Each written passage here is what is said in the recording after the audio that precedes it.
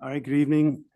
I'm calling to order the Southborough Zoning Board of Appeals for January 22nd, 2025. Um, We are now on Zoom as well as in person, so um, thank you for the efforts of the IT person.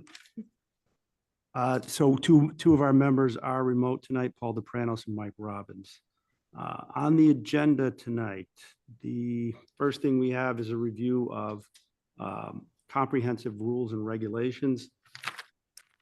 And that is really going through our internal rules and regulations and getting up to date with recent state code. This is work that has really been done by Laura and Jay. So if you could, if you don't mind, either Jay or Laura, you want to just kind of walk us through what's updated, or at least the significant pieces of it, maybe? Yeah. Really quick, just because it is technically a public hearing. Oh, sorry. So, You're right. Right into Board Board of Appeals of the Town of Southborough will hold a public hearing in the McAuliffe Hearing Room Wednesday, January 22nd, 2025 at 7:00 p.m. with regard to proposed comprehensive permit rules and regulations per the Southborough Town Code Section 43-2. Thank you. So what we did, so Laura did a lot of the work in terms of getting the initial draft done.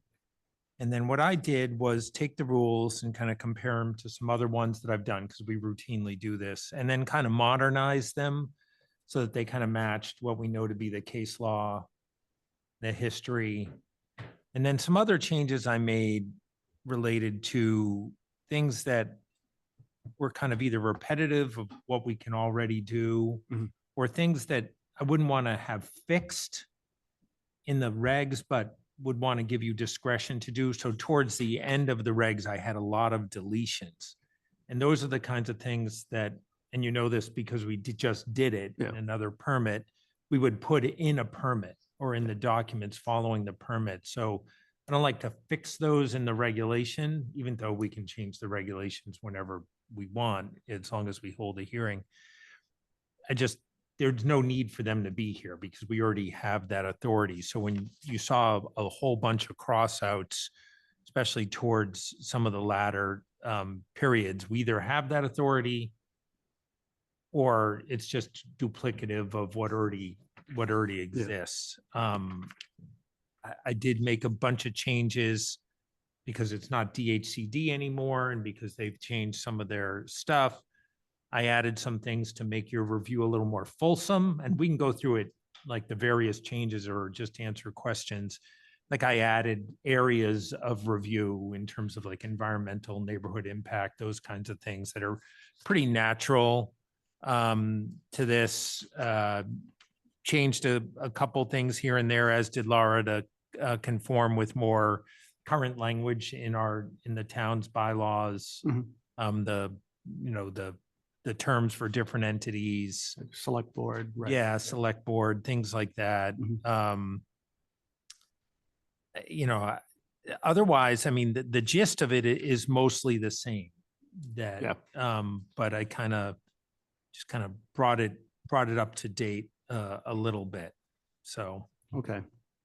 I'd like to just quickly ask the board members. I mean, I prefer that we kind of go, they lead us through it. I don't know if anybody's done a very detailed review and has their own thoughts and questions before we begin.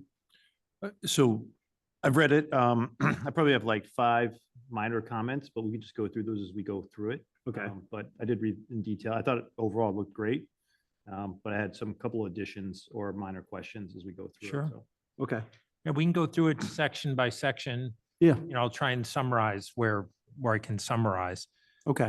But otherwise we can go through it. So, section 1, it's kind of like just the history and how we got here, what 40B is, what we try and look at under these 40B projects, the source of the authority to adopt regulations is there, introduces some of the players, describes some of the additions I had, there was a line in there kind of halfway down The need for affordable housing must be considered within the context of such issues as public health, safety, promotion of improved site and building design, neighborhood character, infrastructure impacts, which always comes up, environmental concerns, open space preservation, et cetera. So I added some there, made a bunch of changes on the regulatory names and the changed DHCD to EOHLC. So that's most of the changes to section 1. It's really just a preface, Yeah. so to speak. David, Mike, If I can briefly, I just want to make sure I'm looking at the same documents that Laura sent out on December 9th. I just want to make sure there's nothing else that I've missed. I believe that's the same one because I. Okay, I thought I hadn't seen anything subsequent. I just, while I'm going through these again right now, I just wanted to make sure I'm reviewing remotely the final, the most recent version. Absolutely. Awesome, thanks. Section 2 is just the definitions. I always contemplate doing more definitions. These are kind of the ones, the regulations under 40B have a lot of definitions in them. We don't have to repeat them here. They apply to us. I think it's important to kind of give a couple of them to talk about local board. I do see where we say Board of Selectmen in 2.3 that we should probably change to select board. But those are really kind of just repeats of 3 of the many definitions that we see in the 40B regulation 760 CMR 56.0. So- Jay, one quick question, just with the recent Milton case, and part of it, the state is doing new 40B regulations, and I think they issued emergency regulations too. How does that affect this, if anything? So right now? the Milton case doesn't affect at all. Yep. The new 40B regulations also don't affect this process. The new 40B regulations have 2 components to it that are important to us, and we can get into that a little bit. It's more likely going to come up in real time. They changed one of the processes, and it's still in the works, to develop the land area minimum calculation that is a safe harbor. And the other thing is they changed the regulations, actually made it easier for towns, but quicker for developers as well.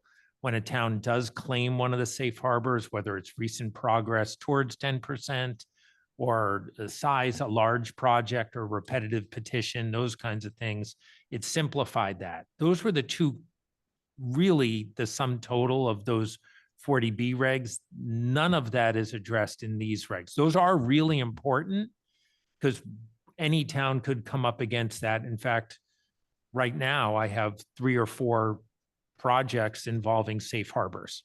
We haven't had a situation like that. We may, as we inch closer to 10% in this year, even just our recent progress may come up. So that does affect us. If we get another project that significantly increases our overall housing load, then we may be able to use some of these provisions. They're actually good for both towns and developers. Rare that they change a reg that actually helps us as well as the development community.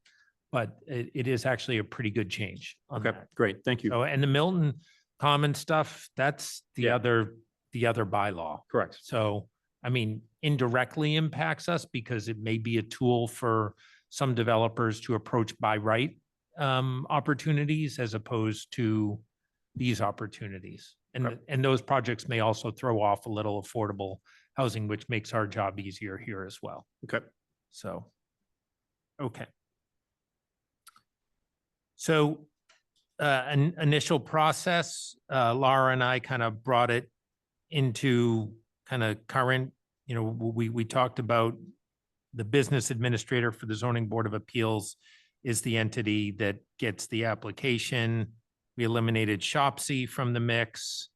And there's a couple provisions there. We talk about town department review, all the entities that we would like to review these things ahead of time. Again, we replace Shopsy with the Affordable Housing Trust Fund Committee. Conservation Commission, we add stormwater issues to their review. That review may also come from other sources, obviously our own, Planning board may also chime in on that. DPW may chime in, but Concom, when it comes to wetland impacts, they will certainly focus on some stormwater stuff. So, and then we added there that other reviews as recommended by the building commissioner, the town planner, or the DPW director, because they may say, wow, this is an interesting project. We want to look at it from a tree warden perspective or some other perspective. So I just wanted to make sure we had a good, strong catch-all there. Again, not super binding on anyone, but kind of important to do. So one minor comment, and I promise you my other ones are more substantive. Okay, The 3.1, second paragraph, second line. This is on the clean version, prior to the submission of application to keep, I think it's just to keep the neighbors, there's an extra and in there.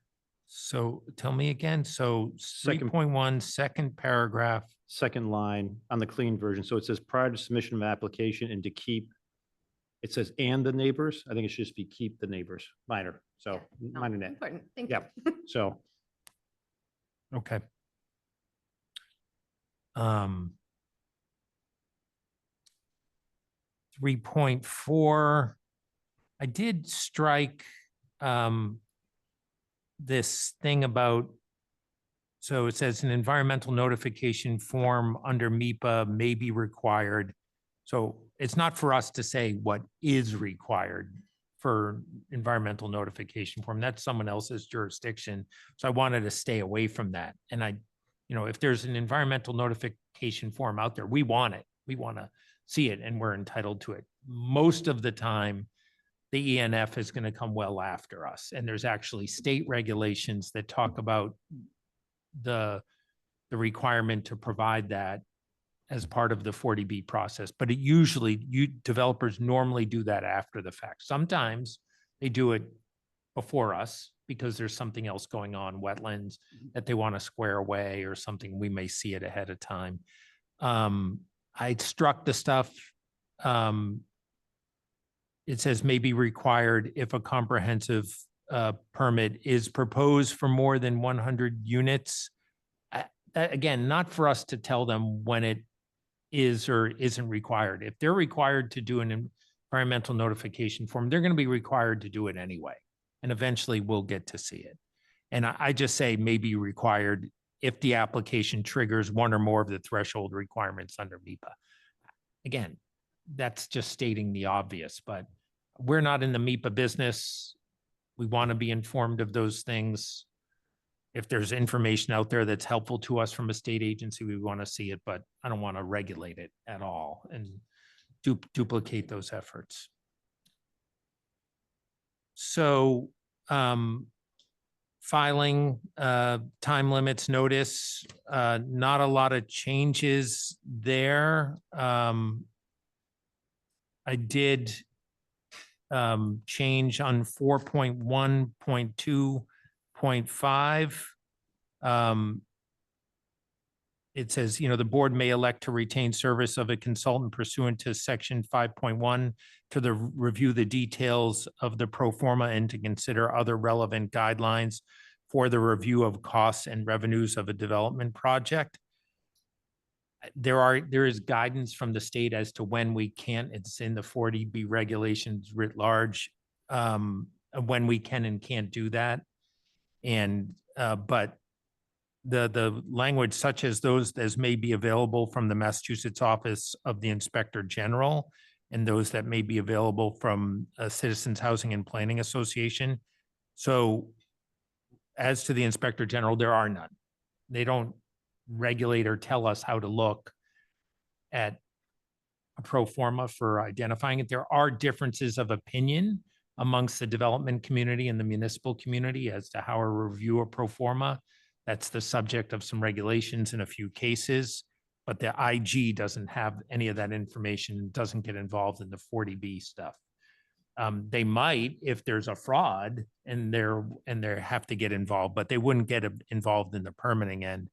And as to those that may be available from CHAPA, even if CHAPA currently had any of those guidelines, I wouldn't adopt them because I guarantee, and this is not, I don't mean this in a pejorative sense, that all inferences and presumptions in a study by CHAPA on that issue are going to be resolved in favor of the developer's side of the spectrum. There's a whole other school of thought from the municipal side of the spectrum. Normally, everyone falls right in the middle, but CHAPA is not a legal authority.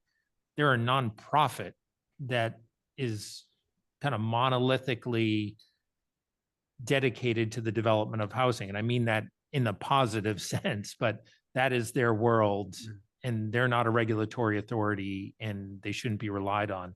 DHCD developed and now EOHLC holds certain guidelines for the review of pro formas. It's a lengthy document. It's available to us.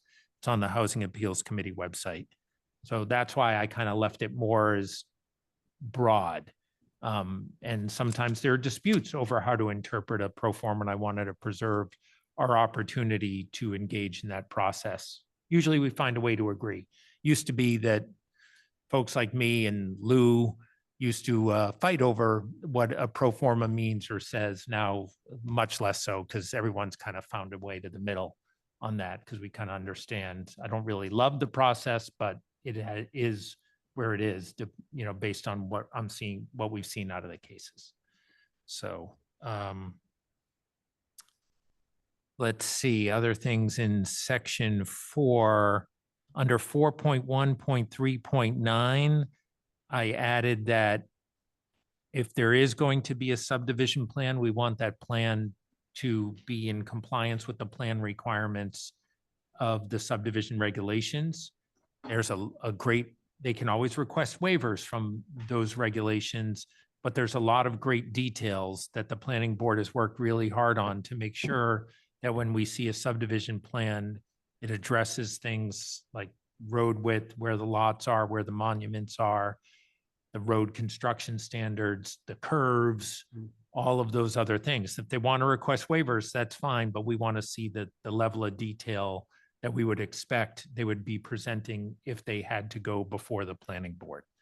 So nothing more, nothing less. I think the last project that we did, it took a while, but eventually the applicant developed a subdivision plan that kind of met those standards. So this is just kind of memorializing that process. Jay, just to go back briefly, 4.1.3.6, I actually appreciate the added the buffer zones in, right? Because obviously those have been missing from the plans on the wetlands. Yep. One thing, I'm not sure what to add it, but we should also add a request for a limit of work line, which we've added on several projects. Sure. And I don't know where we've specified, not sure exactly where it should go, but it should be at least on the site. I plan or think something. maybe Laura and I will add it somewhere. I want to make just a note. We'll toss that in somewhere that the plan should include a limit of work. I mean, the first one we asked, and the most recent one does have it, which is really helpful to see how much of the area they're Pretty serving. common engineering standard. So I think it's a good thing for us to add. I add in 4.1.3.10 that for larger projects, we may, I don't want to say for all projects, if we get in with a 4-unit project or 6 or 10-unit project, or one building project that has 12 units, we may not require or need a landscape architect to sign a landscaping plan. But for larger projects, we may want to require, like there's a full professional landscaping approach to it. So I didn't want to say that was a hard and fast requirement because we'll see a waiver every time. I think we reserve the right to ask for it on something that is a complex set of landscaping plans. So, and it's actually really helpful. Those larger projects, like when we see 200-unit projects, it's almost always they're going to have a landscape architect anyway, because it's important for them to do it as well. Jay, this is one of my other comments, more for the board too. Given our last couple of projects, there is definitely from the Conservation Commission or just generally, there's been a comment of a preference for native species in landscaping. And I don't know if we want to add, I don't want to be too prescriptive. And again, it's just a preference for native species might be something to add, just because it's the first comment we get every time from COMCOM or it comes up. Again, not a requirement, but something for the board to consider as an item to add just to mean, it's gonna come up, so why not put Yeah. it in the regs? Yeah, I don't, that we should express the preference at the very least. So I think, Yeah. you're making that note. Yeah. Okay. I think that's fine. I would agree. The addition that we have in 4.1.3.14, I think it's just a smart addition. And we want to see that it meets stormwater management guidelines by DEP. Pretty straightforward. They all are going to be measured by that anyway. So that's going to be ultimately the review by any civil engineer. So I think that's important.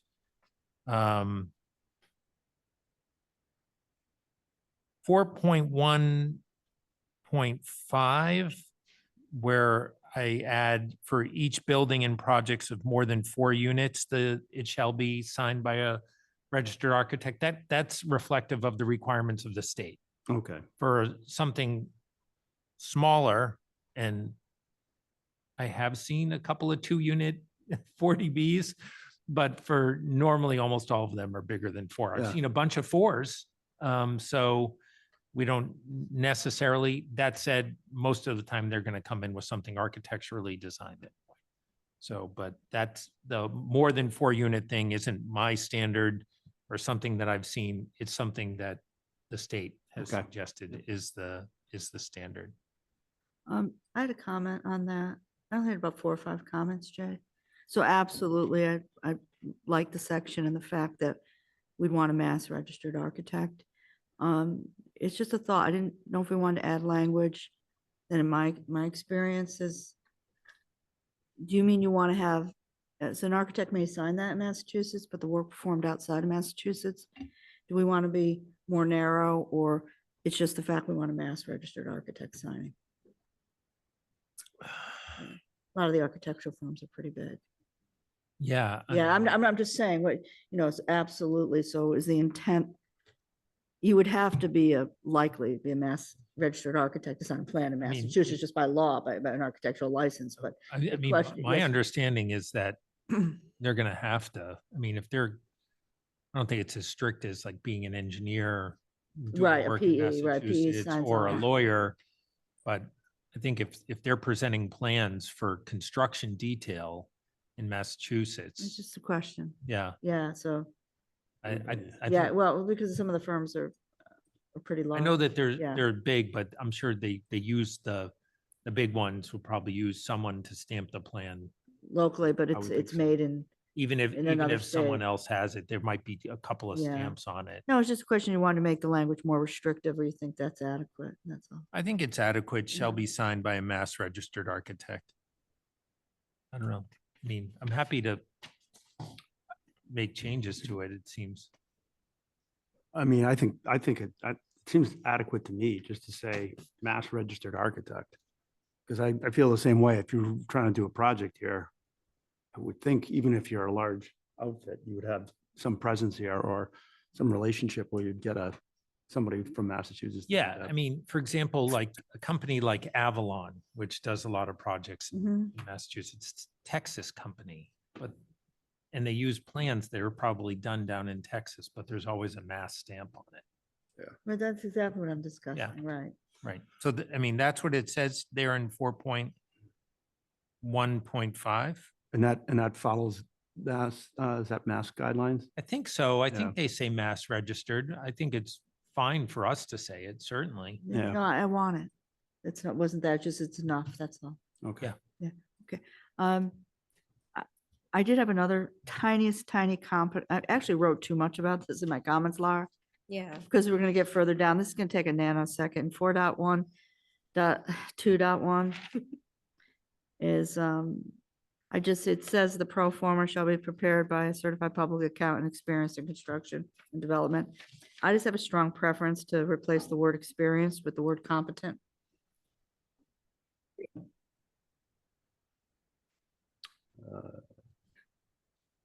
Yeah, we might even want to, a lot of pro formas are not prepared by a CPA, actually.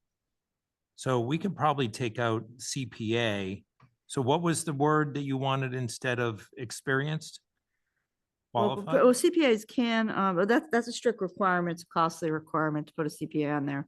Well, it's not a requirement for 40B. Right, Most of the pro formas I see are not done by CPA. that's probably because of cost. So if you retain the word certified public accountant experience, it's, the word you, being a CPA, the word you normally would use is competent. You could just say prepared by a competent and experienced person in construction. I mean, you could strike certified public accountant because that is a costly requirement. They're not Okay. audited. They're just, I don't know how worthy they are if they're not audited, but. What if we said an accountant or other professional that is If I may, competent is a subjective term, certified is fine. Who's that? That's Paul. As Jay, or Paul. That's Paul. Competent is that's a subjective term. Is- So if you're a certified accountant, that's adequate. Yeah, Right. we change. If you're a certified public accountant, the word is competent. If you're using another word, you wouldn't use the word competent, but specifically with CPAs. You just have to be competent. It's sort of a ethics and a regulation for CPAs. Well, what that's, we use it. if you're That- certified, this- you're competent. Right, There's, that's what there's I, no need to have this discussion.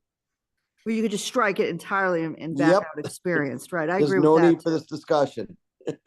You're a CPA, you're a CPA. All right, so what do we? By suggest? definition, Yeah, so you're we're competent. suggesting a change. So all right, so what are we suggesting Well- making a change here or not? well, I want to say certified public accountant or other professional that is Experienced in or competent in? experienced in construction, development. And then we need a second sentence, then it gets run on. But you can fix that. It says and. So you want you want the competent following the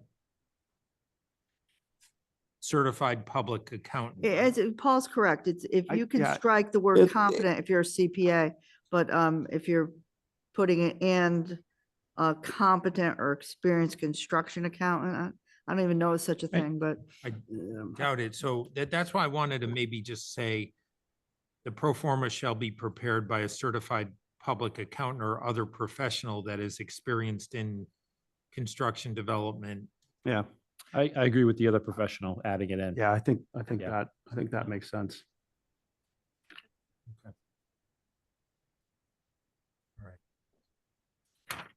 um,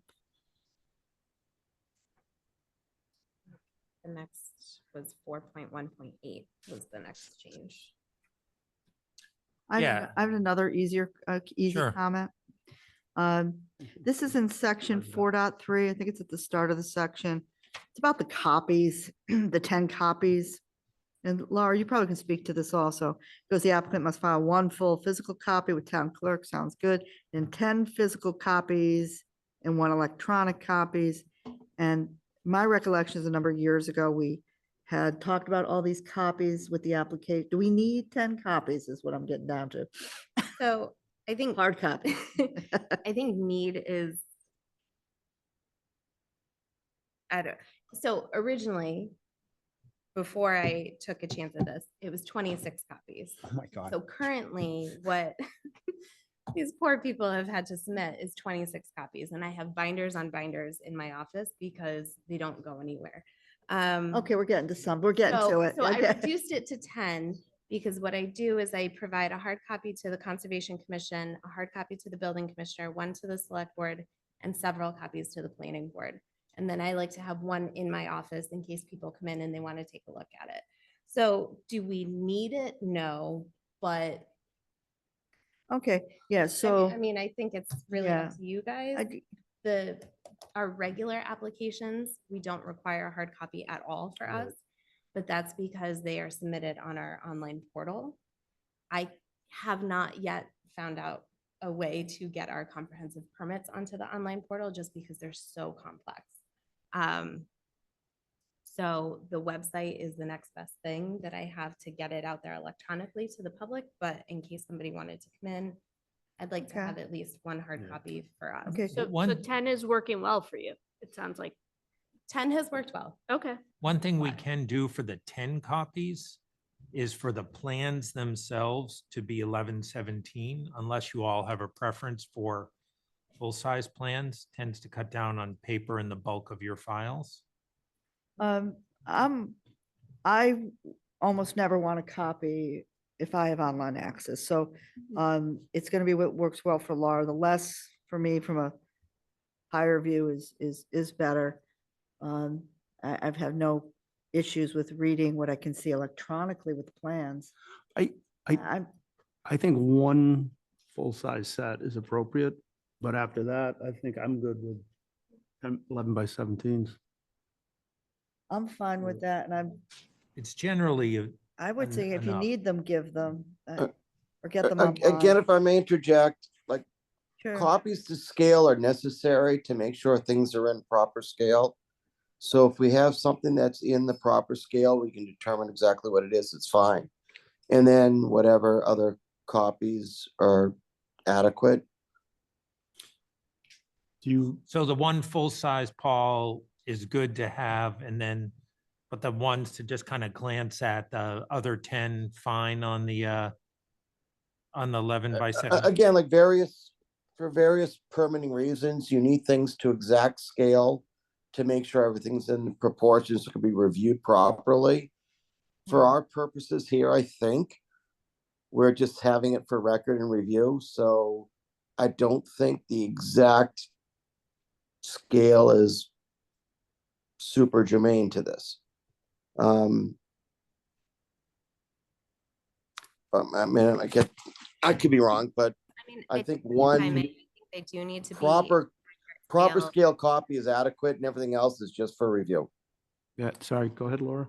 No, I was just saying, I think the scale does need to be accurate because we submit them to peer review and they are going to be the ones taking a look at it and doing the measurements and all of that. So if we submit a plan that's not to scale, it's, Yeah. they may say, oh, this doesn't meet a setback when in fact it actually does, but the scale was off.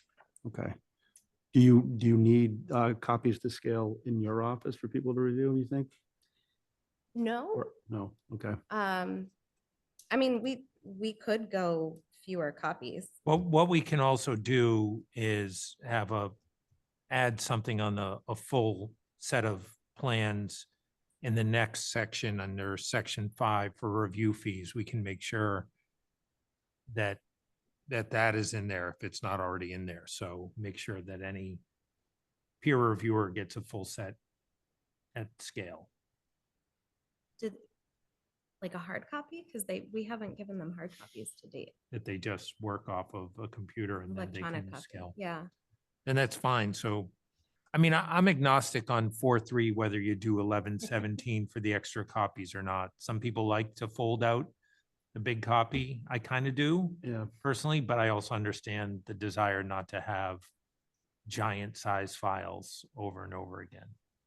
I do find myself Well- looking at them more electronically than anything else. I generally look electronically, but I absolutely have to be to scale, for those who need them to be to scale, but for me, electronics are adequate. Or- The other concern I often have when we keep copies on copies is the storage and, so just so I'm not misunderstanding, do we have a scale copy electronically too? Yes. Okay. I mean, they so- should all be to scale, I would say. Yeah, because the record retention, there's been some issues over the year with the town and paper record retention. So I'm, But So- yeah, I kind of come, whereas if there's a physical copy, full scale, the big. one yeah, Available with the town clerk or in the building department, I think that's adequate for the full size, and everything after that, as long as it's the scale, could certainly be reduced in my mind. I agree. Okay. I okay, mean, we realistically probably only need 5 because that would give 1 copy for me, 1 for the conservation, 1 for building, 1 for select board, 1 for planning board. Because those are the departments that frequently request hard copies. And then we do have the line in there that, should the board require additional copies, the applicant will provide those at their expense. There you go. So right, do you want okay. to change it to 5? Are you guys okay with 5? Yeah, 5 sounds good to me. 5 sounds good. 5 sounds like we just cut it in half, All right. and that frees up your time, which is Saves very time, saves valuable, time. highly valuable. I had another comment in this section. And this may not go in this section. We have talked about the timing to receive the documents on a number of different meetings. Before we have a scheduled meeting for, just even today, I received a it's around 1:30 email to read documents for this evening. As much as I appreciate that, those could not be read. So can we put something of that in effect without, I don't think we Sure. can. No, I can- think we can, that We've all, talked about this in the past. I'm not saying a hard date, but like an expectation. I think it's a great idea. And I Why think don't we- honestly, it'd be a week before, no, because honestly, like It's problematic. Yeah, because I mean, we're all volunteers and most of this for me ends up on the weekends, right? Trying to catch up or a late evening. So 24 Yeah. hours or 48 hours in advance. is Yeah, just I not did a enough. cut on this over the weekend. why, This is what why I'm don't proposing. we add a section 4.5 that has the 7-day rule for submission of supplementary information? We'll It's come up really, with that's the language for bulk that. of the problem is the last Yeah. minute, yeah. You know, Is 10 days too long? I think it's, Thinking about when I post the agenda a week before the meeting. If I get the materials 7 days before the meeting, it's not gonna go up with the agenda. I could always but post a revised packet with it, but yeah, I mean, the agenda is, we don't need to state what all the materials are. no, on but the I do agenda. post the meeting packet, which is all the materials. I that we're mean, the using. standard is generally 7 days. That's Yep. what Okay. most boards are doing. That's fine. So Great comment. Yeah. really great. Okay. I want to go back to section 4.1.15. I took out the thing on the monitoring plan. That's something we do at the end where we have requirements for a monitoring plan. We might ask them, but those are also really canned. The state has requirements for monitoring. We add that as a condition in every permit. We don't need to repeat that here. So I took it out. The filing fees under 4.2. Laura and I kind of talked about this. Is it too much? Is it enough? This is about kind of right in the middle of kind of what I've seen. Okay. You know, filing fees always have to be reflective of the administrative costs in managing a project. It doesn't have to be exact numbers, it just has to be a reasonable approximation, whether those filing fees cover Laura's services, folks that may be reviewing plans, not the peer reviewers, the folks that help us put on these hearings, all those other things down to paper clips, everything else, it adds up over time. And this is kind of a number. I mean, I've seen towns do like 6, 7, 8,000. I just don't see how you could justify that. I think the 3,000 plus $100 per unit is an okay number for a for-profit, and then the nonprofits, and then there's public agencies too that which we don't see much of in 40Bs. We don't see much in the nonprofits either. So And this is separate and distinct from the payment of the review fees. of the It is consultant. separate. This is just really an admin for the town. correct. This is just the filing Yeah. fee. Yeah. Yes. And over a 6-month period, those things add up. I just did the math. If it was a 200 unit project, it's like $23,000. So. I defer if there's defer to you guys in terms of looking at other fees. And if you think we're spot on, great. If we think it could be a little bit higher, I don't In terms of definitely have a- an issue going In higher. terms of a public hearing, I mean, I think it's probably about right. There's, when they get to building permit stage, there's another big Yep. fee. So during the permitting, there's a number of other administrative outlays for them, but for the purposes of just conducting this, what we have here, that seems to me to be about a right number for that. Okay. And I did look at some surrounding towns that I could find the information. And we are kind of right in the middle of where, some towns are less, some towns are like, I think it was like Medway is astronomical, but we're kind of right in the middle. All right. Do you guys want to keep it? I as think is, that or- works for me. Okay. You guys think that's appropriate? I don't have any strong feelings on it. No. I don't know enough about it. to No. have Strong feelings. Yeah, if you guys have done Staying the- around the middle. Yeah. No, I don't really have any comment on it, no. Okay. So I eliminated 4.4 because we have no right to require someone to bring a stenographer. And now with all the electronic stuff out there, stenographer. Seems useless. Yeah. It would make my life easier. But it, that's it fine. would. But in the same token, No. we can't compel that. That's not something that we can require that they do. So I took that out.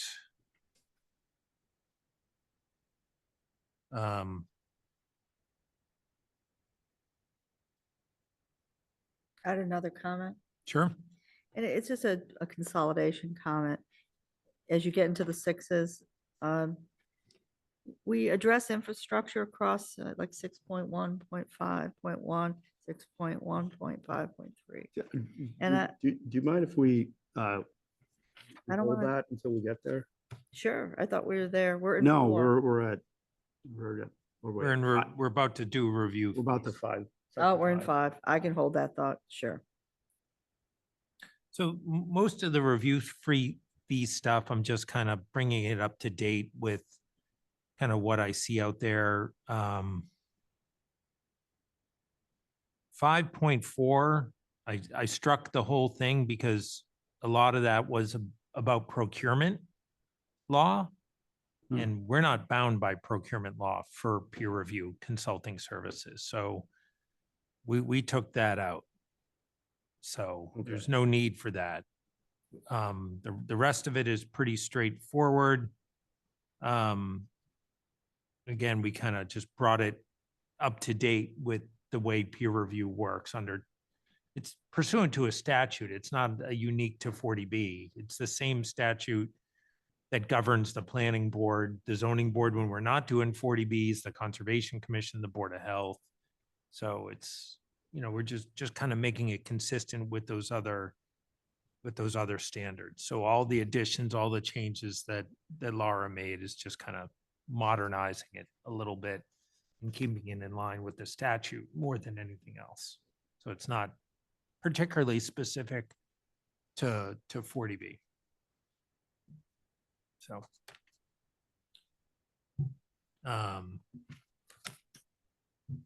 Now we're in section 6. Now we're in 6. So, Okay. I'm gonna hold the first thought, but I second thought in section 6.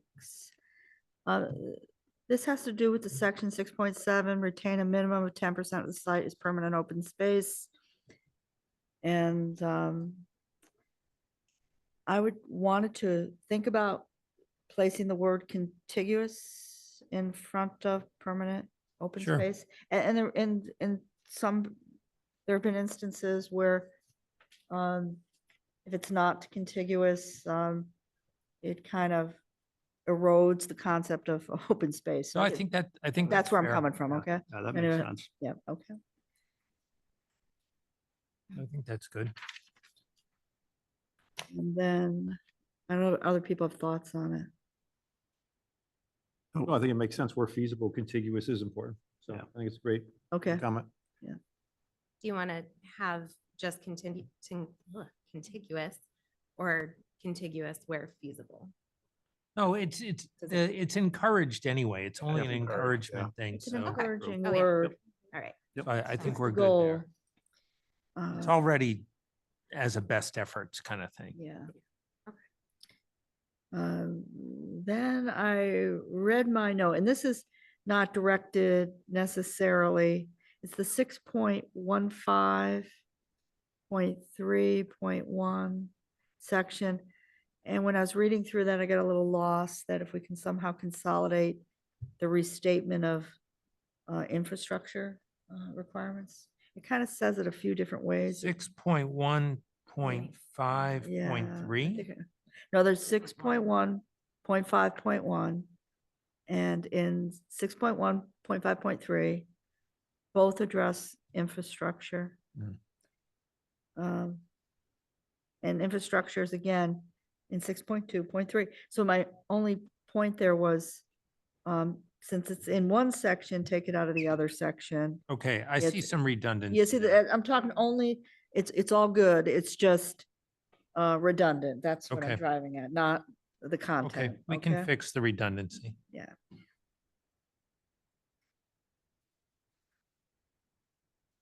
All right. 6.2.6 is kind of my change to kind of make it more exactly the kind of exercise we do with waivers. Exceptions to local regs and requirements. It is the intent of the board that exceptions to local regulations shall be granted only to the extent that such exceptions are necessary to maintain the financial feasibility of the project. Now, it may be that you grant even more extension or exceptions just because it's a really good project. But I want you to retain the power, which is your authority under 40B, to only grant those exceptions and waivers that are necessary to make sure that the project is still financially feasible. Sometimes we go more than that and grant them additional. Sometimes we never even look at the financial side of it. We're doing the waivers that we think make a project smart and effective. But I wanted to mirror that section to mirror what your statutory authority is. And so that's why I made that change. Took out 6.3 and 6.4. So it's not really, you don't want to be, well, I think mostly you don't want to be confined to any specific maximum. So that's not the place for it. We're going to review a project. They can propose something that's 11 stories tall if they want, and 800,000 square feet per building if they want, and we could deny that. I don't want to have limits in here. This is not a bylaw. It's a set of procedural regulations. So I took out those things, and because if you put them in, someone's gonna come in with something, it's 40B. They can do something as big as they want, and then you Right. could deny it or change it or do whatever you need to. I don't get in 6.3, then what was 6.5. There was this thing about if 11 or more dwelling units are proposed. I find no link to any regulation or 40B experience on that. I would rather say we should have two means of access to all projects. That's the ideal. It very often doesn't work out that way, but that's our goal.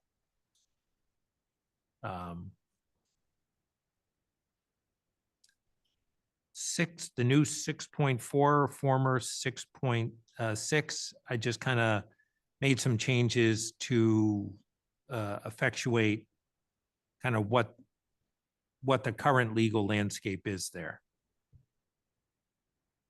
I took out 6.6.4 altogether because most of the deed writers will have that provision in it anyway.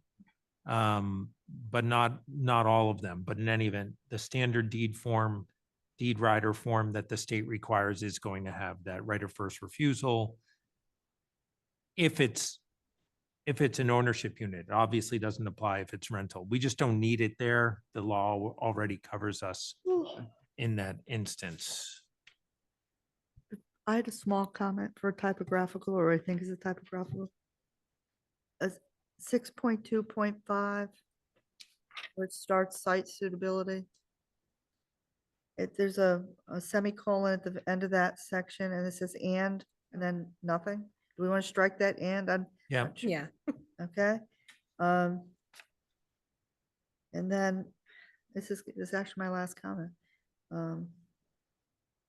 Can we say to avoid sites which are zoned industrial? Can we say that? Where? Same section, after you strike the and, which is just a leftover. 6.2.5, it goes on to say, avoid sites which are zoned industrial. Are we allowed to say that? Yeah. Okay. I mean, it's just, again, we can't, it's not a Okay. absolute restriction. We just, Just to it's an expression of kind of, Please don't. please don't. Okay. Yeah, just That's a in good terms question. of the structure though, I would just note that it seemed to be set up that way, right? The semicolon relating one paragraph to the next one. Oh, because. I don't know. I just, in where that- the And and because went. that is the penultimate one, you Yeah. normally have the Yeah. and there. Yeah, so I think that's why it's there. Okay. Okay.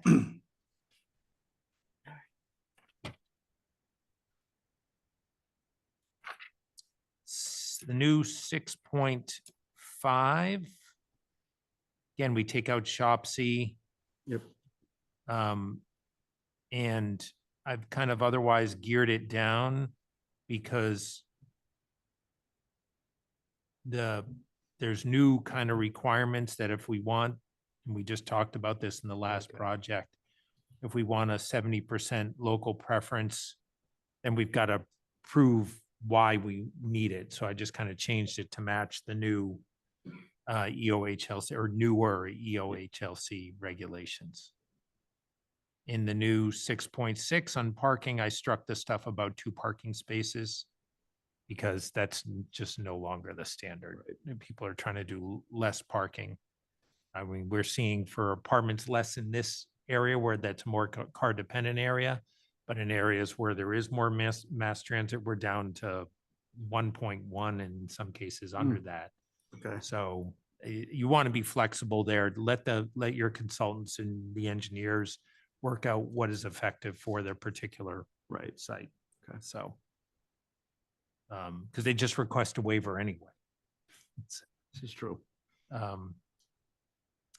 Okay, we already talked about the contiguous open space. 7.1, I offered the opportunity for an extension by the applicant. Then Laura took out in 7.4, provided that the public hearing shall not be closed until the applicant has submitted a proposed memo of decision. Maybe it's hubris, but I like to draft the decisions, and I think we like to draft I mean, them. also, we don't necessarily have the authority if we're up against a deadline to say, well, we're not going to close this because we Right. don't have this. Like, we Right. don't necessarily always have that choice. Right. And in some instances, the applicant wants us an applicant wants us to deliberate while the hearing's open and come up with a draft. Sometimes an applicant's in a hurry to get it closed and to start the 40-day clock. So we wouldn't see a decision until after the hearing is kind of closed anyway. 7.5. I just kind of struck this stuff. We can impose whatever conditions we want to address local concerns. Now, local concerns is a defined term, but it's also incredibly broad. And there's any manner of conditions we want to do, and I wouldn't want to confine us to a specific list. There's all kinds of stuff we may impose as conditions. And there's a process to challenge those. 7.6, again, try to make this more reflective of the law. We can have it be a 3-year permit and we can grant extensions for good cause shown. The language beyond 3 years, any undeveloped areas must conform. We can't require that. In fact, the regulations and the guidance say you should probably give extensions almost in every instance when someone comes in. Now, we do normally ask for good cause shown.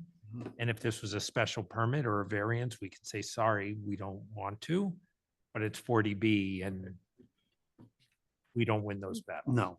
So. Let's see. So construction stuff, section 10, struck it all. That's the kind of stuff we put in decisions. Every project's going to be a little different. How we do it over time, our systems of managing construction are going to be different. I think we can reserve all of that for conditions section. And same thing for completion. We put all that in conditions. As to violations, the enforcement of this is through normal zoning enforcement. So We don't need to include something, and here they're suggesting other processes. They don't exist. If we want, this is like any other permit issued by the zoning board, we enforce through zoning enforcement. So we don't have to include that there. And that's it. Great. Yeah. Any other comments by the board? Okay, yeah, I would agree. Excellent work. Do we have any members of the public that want to comment? Either here in person or via Zoom? I have no hands raised on Zoom. Okay. Successfully put them all to sleep. So, so then we just, given the edits that have been discussed, I think we just need to take a vote to approve the Yeah, edits. motion to approve Motion to- as presented and amended by the board. Yeah, exactly. Mike, do you want to take that motion? Yeah. Oh, yes, sorry, I was listening, but I wasn't sure if you wanted me to add to it. I wasn't sure if you wanted me to make any other additional comments. I've just been reading and reviewing these as we go through. Make a motion to approve. Second. Okay. Motion to approve the revised rules and regulations as amended this evening has been made and seconded. All in favor, respond with aye. Opposed, nay. Doug? Aye. Jamie? Aye. Doris? Aye. Mike? Aye. And Paul? All right, All right, and Williams, aye. Thank you very much. Thank you guys for doing that. It is long overdue. Okay, that was long. Okay. So unless we need a break for some reason, I would say we can move right on to agenda item number 2, which is a continuation of 250 Turnpike. So would you like to, Mr. Charles? Good evening, everyone. Happy New Year. Happy New Year. Thank you. Thanks for being here on this cold evening, coming out to advance this project. As you know, I'm Brian Charvel, the General Counsel and Chief Operating Officer for Ferris Development Group, and we represent the applicant in this matter, FD 250 Turnpike LLC. And of course, this is a proposed comprehensive permit project at 250 Turnpike Road here in Southborough. I'm joined tonight by Louis Levine, our special counsel, my assistant general counsel, George Bonan, whom you know from our other projects, and also the applicant's engineer from Expedited Engineering, James Tatro, sitting behind me. And we're happy for the hearing to continue. Great. So I don't know.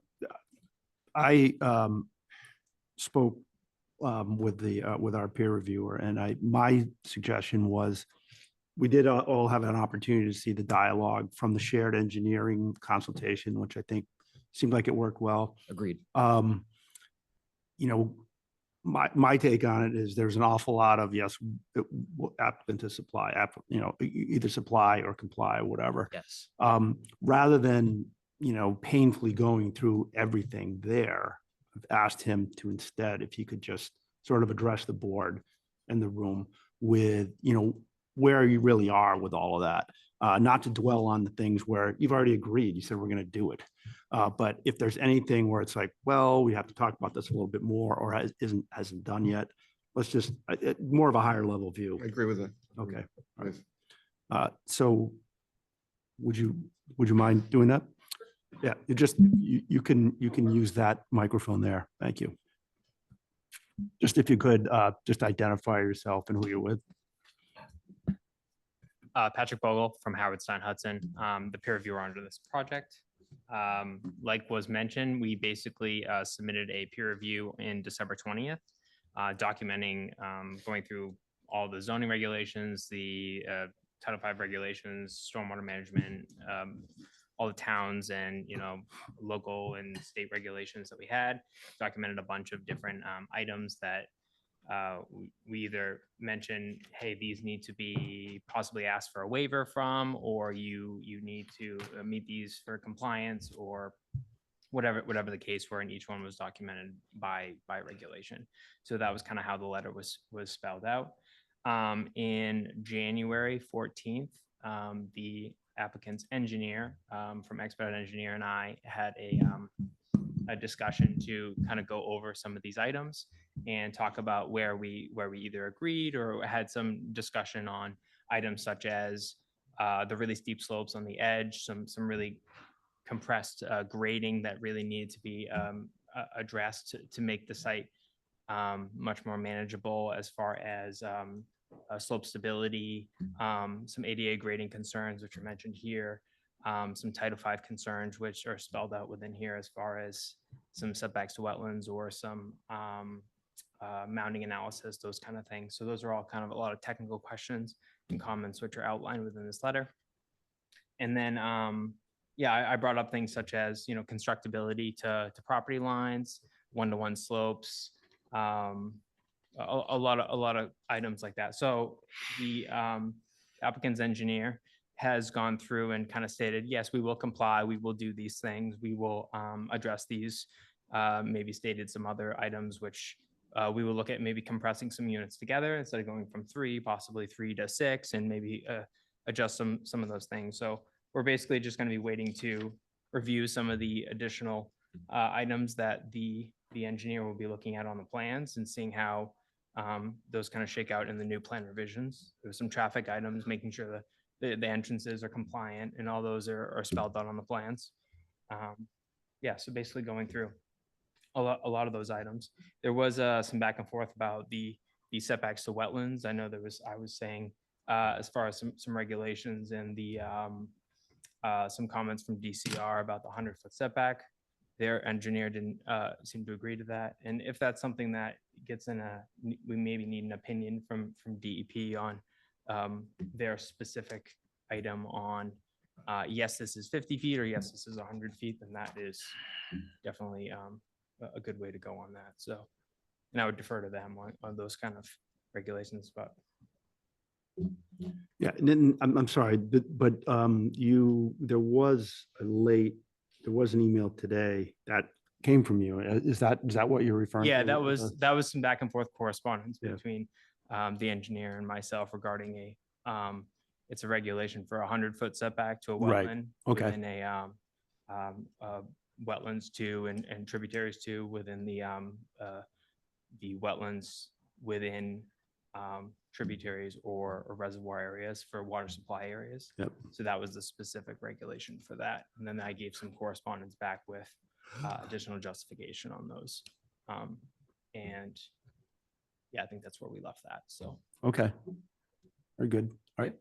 so anything further on that? I can address? Okay, but first, I think I'll be just looking for the applicant, because I think what I'm hearing is there's still a lot more to be delivered, right? Yeah, we haven't seen a response, any sort of design response back. Yeah. With additional drainage comments, additional drainage calculations, additional plan review that we will see. I think there was some environmental analysis that needed to be provided, some traffic comments, a lot of, just items that needed to be fully vetted through. Okay. That I had identified in my comment letter. Okay. So. Yeah, I think the first thing is I'd be looking from the applicant, like what's your outlook on responding to the items that have been highlighted here and resolving or just filling in? Yes, after filing the updated plan in late November, our goal was for this board to ship it out for peer review, which we appreciate Laura's help in that happening. So Yep. you all have gotten memos, not just only from HSH on civil engineering, Yeah, but also on traffic and wetlands. right. And we have our corresponding experts responding to each of those, not just on engineering that you're hearing tonight. Okay. And so our goal coming into tonight was to get HSH's feedback for James to have the conversation that they did the other week, Okay. and then to send in the summary memo. But we've thought following tonight that there would be a new plan design. And that's what our goal is to turn to next. How much Okay. time? What are the board's next scheduled meetings, if I may? February 12th and then March. Hmm. So let me see, March 19th. I don't think we'll need until March 19th, but I think February 12th is too soon.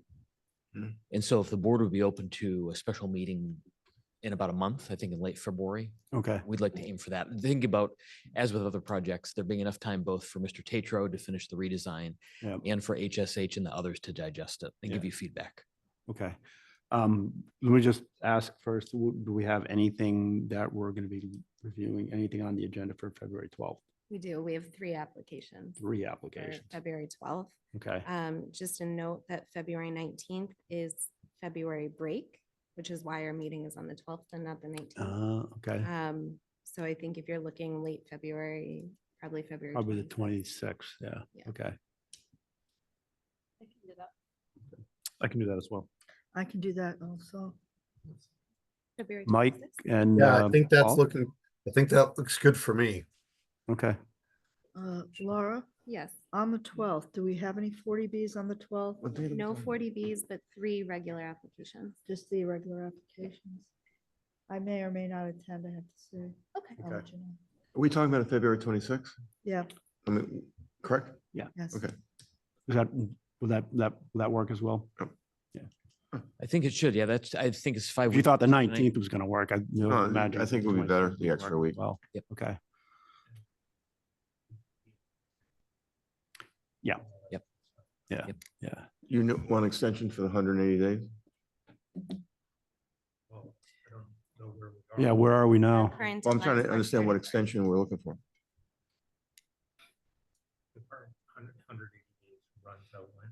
Our current deadline is March 31st. For the ending of the year. I mean, we can let it roll if you want. Yeah. We're obviously gonna need a couple more. Yeah. Hearing dates after that. I would Understood. think. If it's all right that we plan to take it up on the February 26th, that'd be best, because I think we'll have a better sense. Can you just make sure that you add to that just an extension accordingly? We'll do. You want to discuss that now so they can agree to it, so we can submit it? You want to pick a date right now? If it's all right, I think we'd rather do it on February 26th. No, I mean that, the 100, you even just mentioned the 180 days is about 10 days after the 26th, is that correct? It's a month after. It's about. Is it a month March after? 31st. It's Okay, fine, so it's one- fine to yeah. deal with it in the Yeah, next I think, wave of no, I thought you said 10 days. We can deal That with it seems better fine to me. Yeah. on the 26th. Yep. Yeah, we'll have a Okay. better idea of how long we have to go. Did any board members have any questions regarding what the material we had for this evening?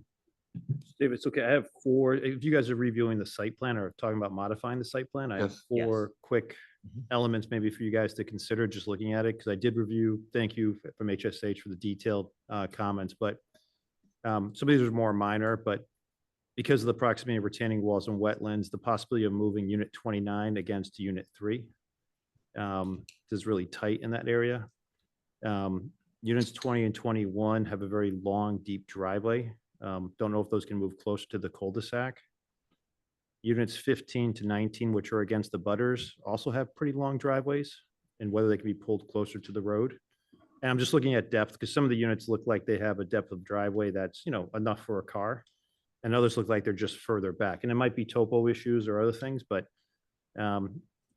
and then the other minor one was units 1 and 2, looks like they could move north a little bit to give some more buffer, Again, you guys own the abutting property, right? But those are just 4. I mean, if you're looking, just want to at least relay those, because it seems like there's a bunch of pinch points, so just, again, it sounds like you guys are reviewing anyways, which is great, but I just wanted to put those, they're more minor specific items just for you guys to consider, that's all. Thank you. And I should update the board and mention that we've remained in good communication with Attorney St. Andre Mhm. as a representative of interested neighbors. And we've talked with him and mentioned to him that we are, at their request, looking at pulling in some of the units and consolidating. So part of that relates to what the gentleman from HSH mentioned in terms of potentially consolidating a couple of 3-plex units along the southern property line into, say, 1 6-plex, which would have enabled the units to come a little further north and off the property line. Okay. And we're also looking at bringing in from the southeast corner, units 9, 10, and 11, which also would create more setback. So Okay. that is something we hope to include in the next plan. set. Right. Okay. Okay. Anybody else? Did you have other ones, Doug, or just that? No, at least for the topic tonight, since they reference redoing the site plan, but it sounds great that you're already talking with the neighbors about many of those adjustments anyways, which is great, so. Yes. Right. I don't know if anybody, I don't know if anybody in the public has any questions or comments for this evening. I don't have any hands raised. No hands raised on Zoom. Okay. And I will take this opportunity to mention that our traffic engineer from AK has digested what Mr. Dirk sent all of you and will be sending responses, or maybe they've come today and they'll be circulated. Yeah. And there were no major issues there that we saw. So we anticipate being able to accommodate Mr. Dirk's feedback. And then in terms of the wetlands feedback from Lucas, our wetlands engineers at Goddard are in process of speaking directly with them, just as James did with HSH, to try to move ahead on the wetlands noted concerns. Okay, so we're seeing progress on these other areas as Yes, well sir. then. Good. Yes. Okay, good. All right. Okay, Did one other comment, just because you guys may have heard it, just when we're doing the comprehensive permit regulations, if you guys could get as much information 7 days before the next meeting, Mhm. it's just, because it will be a lot, and, Yep. you know, these memos are long, it'd just be really helpful for us to get that information sooner rather than later, just for our, to make the meeting efficient for all parties. And James did a yeoman's work of that coming into tonight in terms of responding to HSH, but then I think something trickled in from traffic, for example, but we're committed to a week out goal as well. Okay. The latest. Just so you guys know, I did get the response to the traffic peer review report. George sent that to me today. I did not distribute it to you guys tonight so as not to clutter everything before the meeting. I will get that out to you first thing tomorrow morning. Should we say that express topics on the 26th will be traffic and wetlands as a way to plan?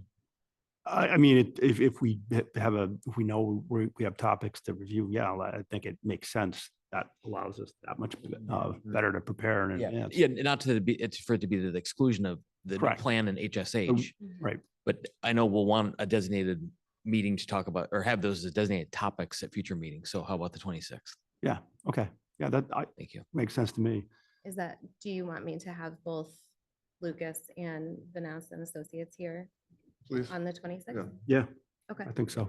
And we'll do same for our Yeah. corresponding Okay, folks. all right.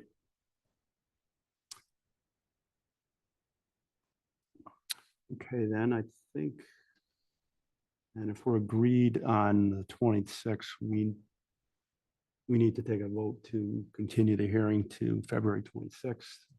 And that'd be 7, I assume. It'd be 7 o'clock. We have So nothing that'll else, be the yeah. only thing. Make Great. a motion to continue the hearing to February 26th at 7 PM. Second it. All right, motion to continue to February 26th, 2025 has been made and second.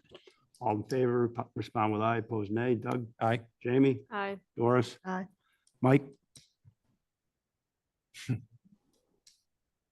Take yourself off mute. Sorry, Ben came home and made a ton of noise. Aye. And Paul? All right, All right, Williams, aye. Thank you. Thank you. All right, Good to see you. thank you. Before I get ahead of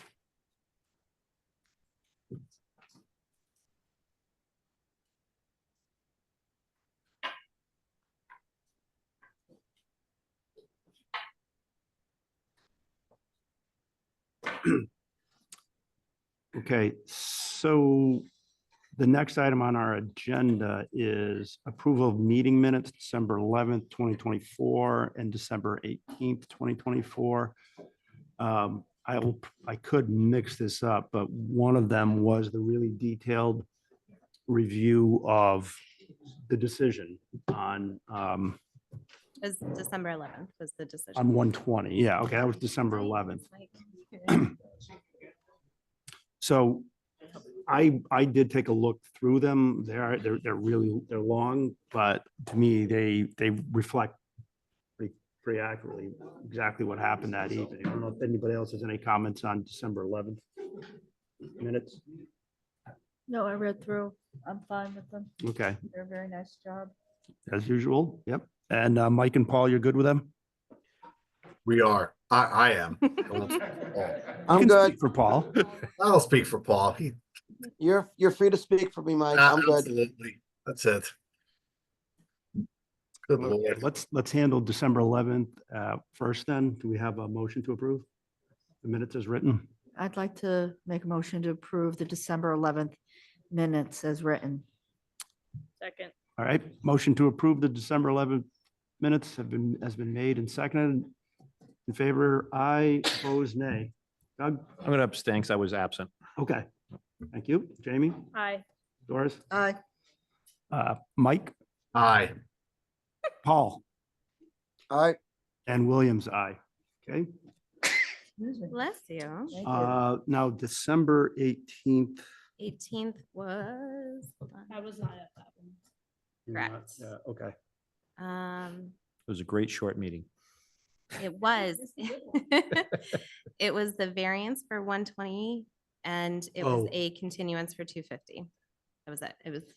short and Yeah, sweet. that one, yeah, by comparison, it was short and sweet. There was some debate, but again, my recollection of the meeting and review of the minutes, I think it's captured again very accurately. So I had no problems with it. Anybody else? No comments. No comment. All right, we have a motion. Hi, Jay. Thanks, Thank you. Make a motion to approve the minutes as drafted. All right, motion to approve the December 18th, oh, we need a second. Second. All right, motion to approve the December 18th minutes has been made and seconded. All in favor, respond with aye, opposed nay. So you were, no, you were here, yeah. Doug? Aye. Jamie, you were not. Doris? Aye. Yeah. Mike? Aye. Paul? I, And Williams, aye. Okay, that takes care of the minutes. The next business properly before the board, ADU bylaw update. I don't know, do we have an update from any board member or do you have something? I don't Um, have anything. I'm gonna- Yeah, I mean, I think Mike, Doris, and Jamie could probably speak to it better than I can, because they've been involved in working with the planning board on drafting some stuff. I do want to note for you guys that the public hearing for that warrant article will open on Monday, the 27th next week. Okay, And I wanted to ask if you would like me to post an agenda. For that. I cannot go. I cannot attend either. I have a I conflict. plan on attending, likely remotely on that. Okay. I would attend. yeah, I don't know that I'll be able to. Mike was at the last one. but I don't Yeah, know. what was the date, Laura? I just couldn't catch you. Yeah, Monday, the 27th, so next Monday, Monday. the 27th. Let me just make sure, because I'll just continue to plan to attend if I can. Sure. Yes, I will. Right. So I'll plan, what is that for 6:30? I don't know. I haven't seen the agenda yet. Okay, so just shoot that to me. I can definitely run point on this. I saw your emails today, Laura, so I do want to make sure we're not missing pieces of the puzzle. I'm also, just like Jay, is waiting for the updated regulations to get issued from the Commonwealth now that the public comment period has been closed. So once we have the updated regs, I'll have a little bit more meat on the bone from the Commonwealth. I don't know, you may want to post it again, Okay. just in case. I'll post one just in case and then, Mike, did you want to talk a little bit about the sense at the last meeting where progress was, or? Only if the board really wants to get into it. I feel like, I Real think, general, no nitty gritty. no, for someone who's been around a little while, I feel like we're really on top of things with Jay, with I've been working with Mimi, other board members on our draft regulations. So we've gotten, to me, a lot of progress, and we're actually kind of on point as far as making sure we're doing what we can as a town to have updated regulations on this point. And I feel like we're on time so far instead of playing catch up, which we love to do. I don't know generally if any of the board members want details, but there's a draft that's going around that Jay, Mimi, myself have all worked on and contributed to. Generally, there's been some more contributors as well. And then I think honestly, once we get the final regulations, we'll have a little bit more clarity and understanding of what may or may not be allowed. And then we're gonna, bring that to town meeting for vote. I have one more, because I haven't been able to stay on top of this. So will the ZBA be approving the ADUs or planning board? Who is going to be ZBA? So Or who? this is to allow certain ADUs by right. That's um, right. Okay, that's right. Per the state regulations. So I had a couple questions that I sent out earlier today to Mike and to Jay. My biggest question is what happens with people who want to have an ADU that is larger than what is Yeah. allowed by right? I know the planning board had said they didn't want to include that in the bylaw because then the bylaw would go from needing simple majority at town meeting to needing 2/3 majority at town meeting. However, my question is that if it's passed in its current form, we will no longer allow unprotected ADUs in Southborough. They will be completely stricken from the code.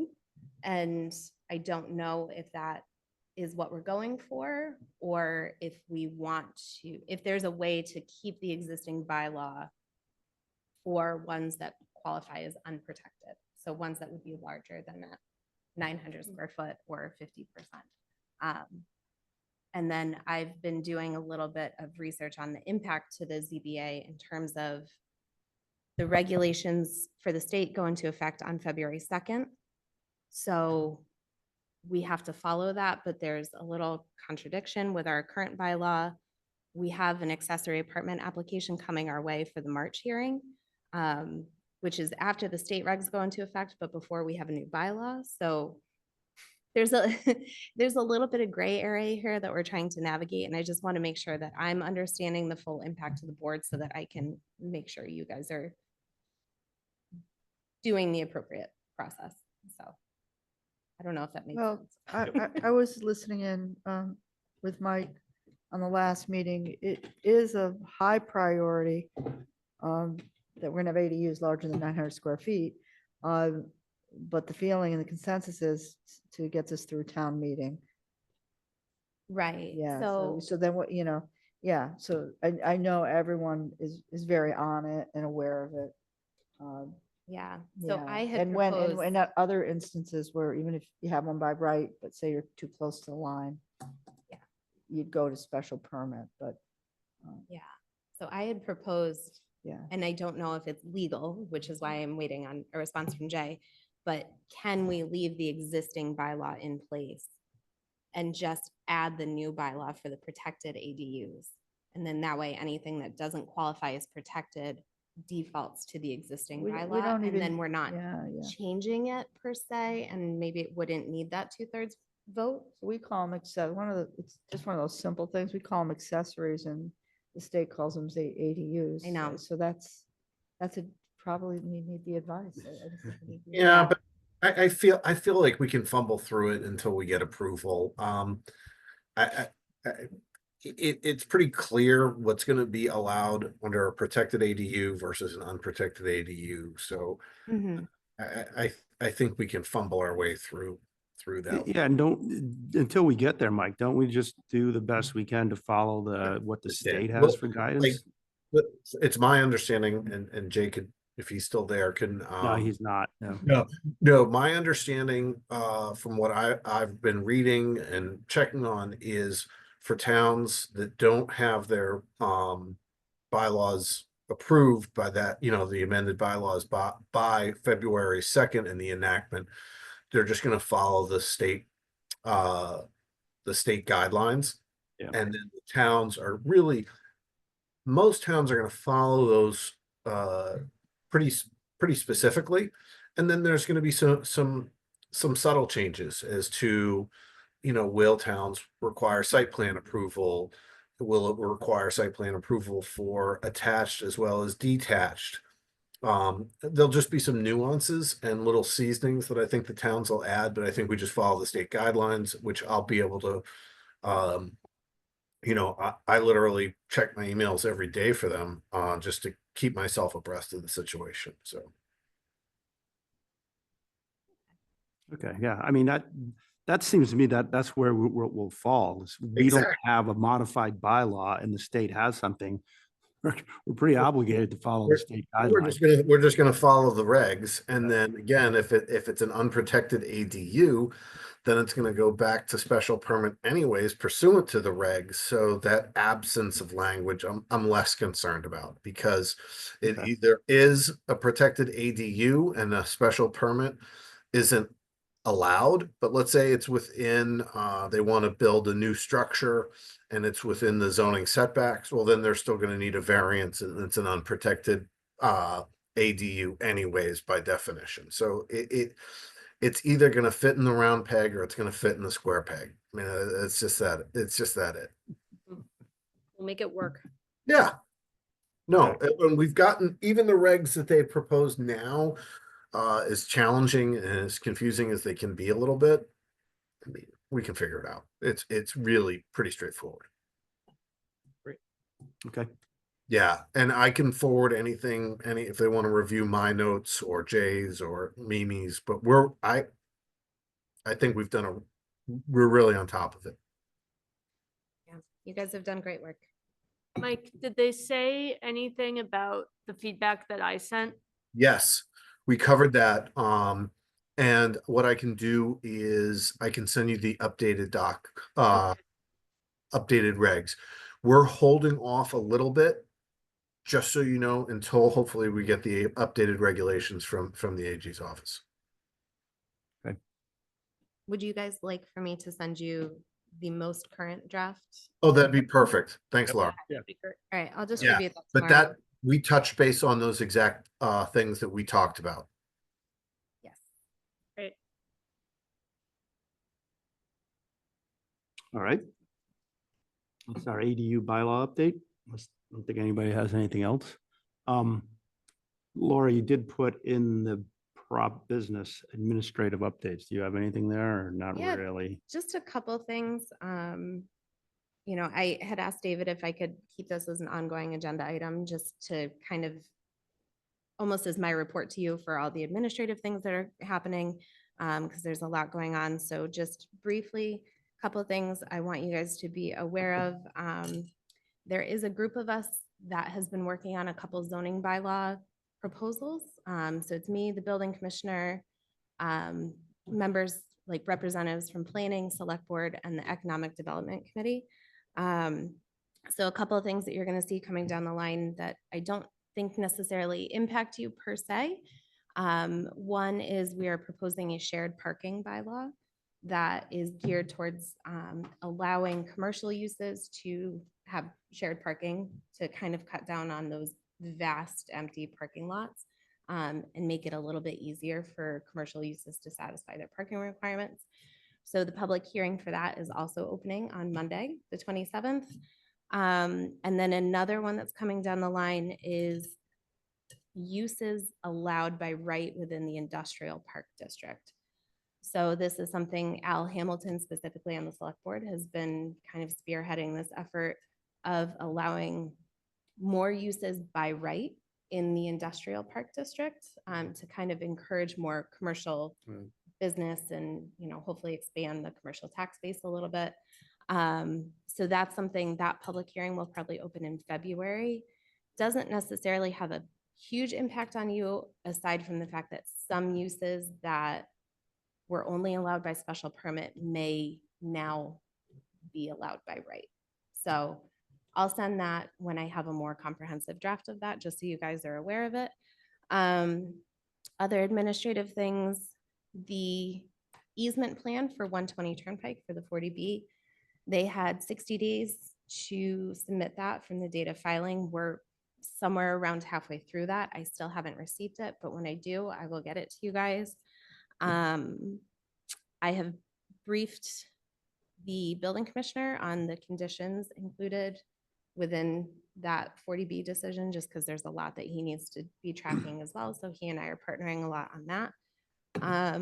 Other than that, it's just upcoming meetings. So February 12th, we have 3 special permit applications.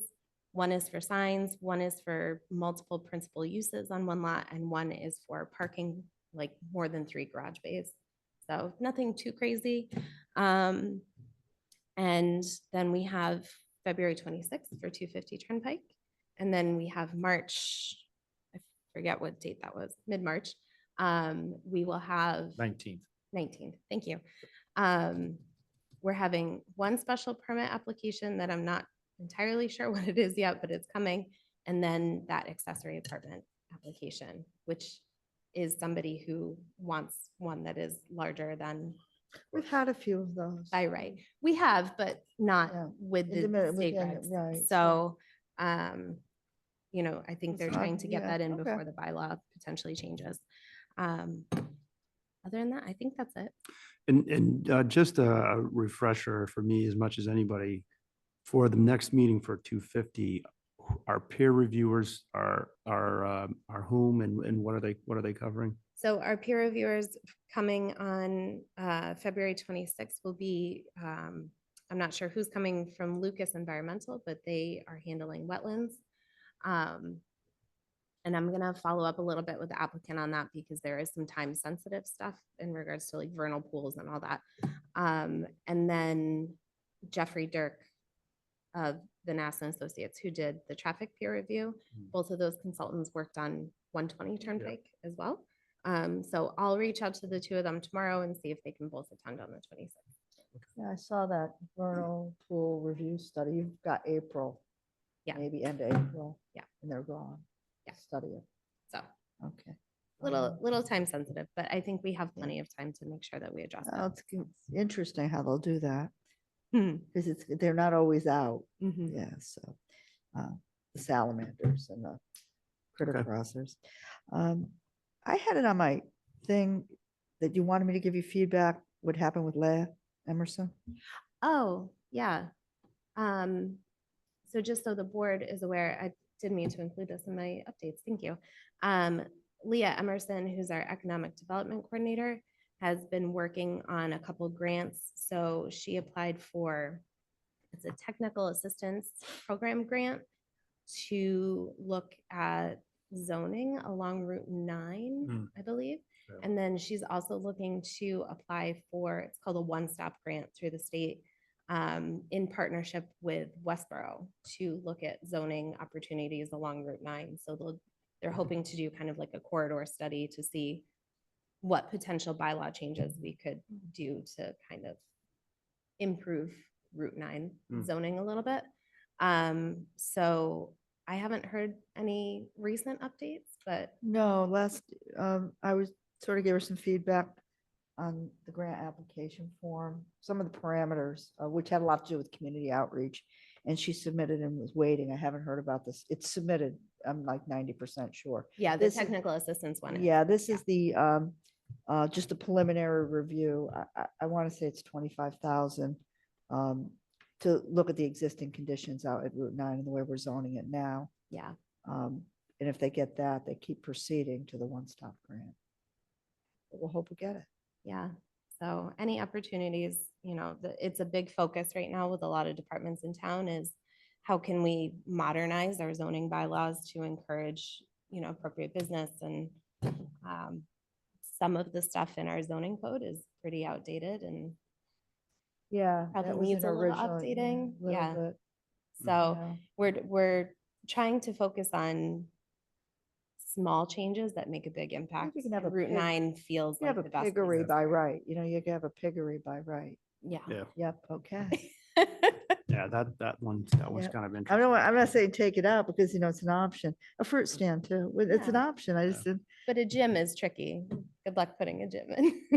well, I don't know if I want a pickleball court because of the noise and so we have, but they could, if it's out in a big industrial complex and they want to put another pickleball court. in. Yeah. So that's all I have. All right, Okay. I think we're good then, Paul. Paul? Is it go time? Paul, did Go you, time. did Paul get a new computer? Yeah, it's working Paul's today. Paul's connected We're now. so glad you're with us the Yeah. whole night. You know, something I take offense, you guys making fun of me. No, not at all. But No, yes, I have a new iPad. There you go. All right, so I'd like to make a motion to adjourn. Second. All right, motion to adjourn has been made and with a second, all in favor, respond with aye, opposed nay. Doug? Aye. Jamie? Aye. Doris? Hi, Mike? Mike. Mike? Aye. Hold up Yes. our adjournment. Paul? 2 thumbs up, aye. Okay, Williams, aye. Thank you very much. That closes our meeting for this evening. Thanks, guys. Thanks, everyone. everyone.